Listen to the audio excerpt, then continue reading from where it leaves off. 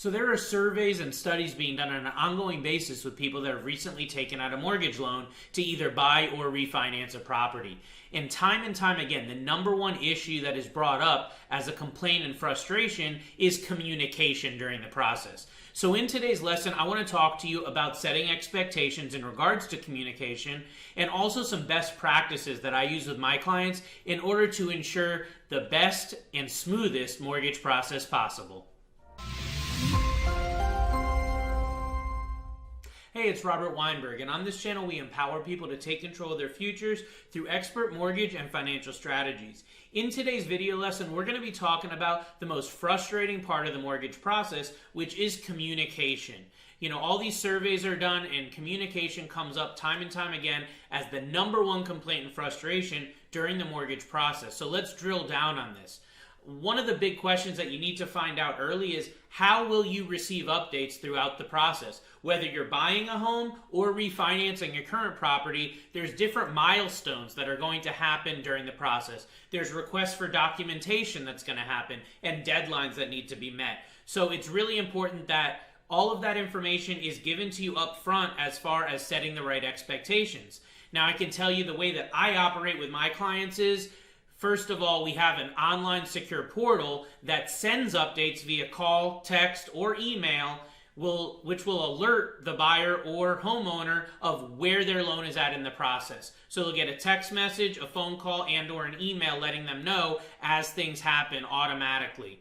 That's how the milestone updates are done. As far as document requests, some people prefer email. Some people prefer to upload to a secure portal. Other people like to send stuff the old-fashioned way via fax. Maybe you like to take photos on your phone and send it via text message. There's all these different ways that documents can be transmitted during the mortgage process. It's important to set that expectation and your loan officer set that up with you so they know what you're looking for and you know what they're looking for. You guys are on the level playing field as far as that is concerned. And deadlines. What if we're up against a loan commitment deadline? What if we're up against a rate lock and things need to get done quickly? How is that going to be communicated? Who are the people that need to be reached during the process? Who are the points of contact? You should have more than one point of contact, and that would be your loan officer. Maybe they have a loan officer assistant, a loan processor.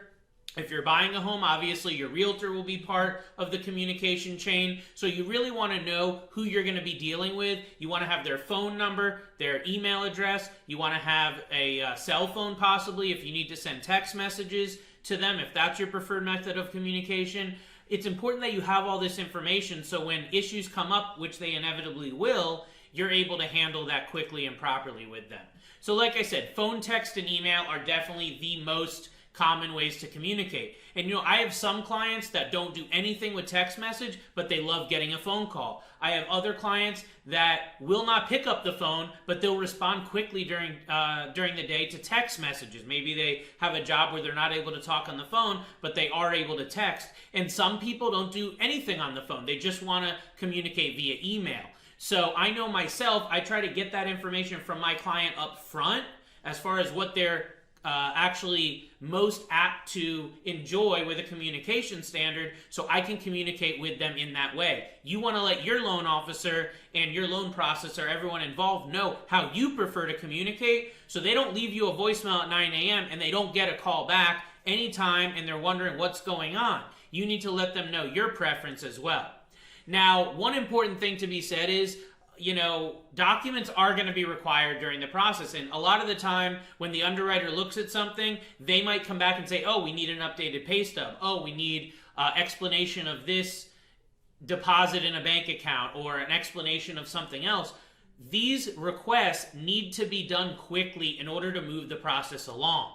So if your loan officer or processor requests something from you, you need to get that done as quickly as possible, ideally within 24 to 48 hours. Some of my clients, they'll get stuff done within a couple of hours. But again, within 24 to 48 hours is a realistic time frame to actually get this sort of thing done.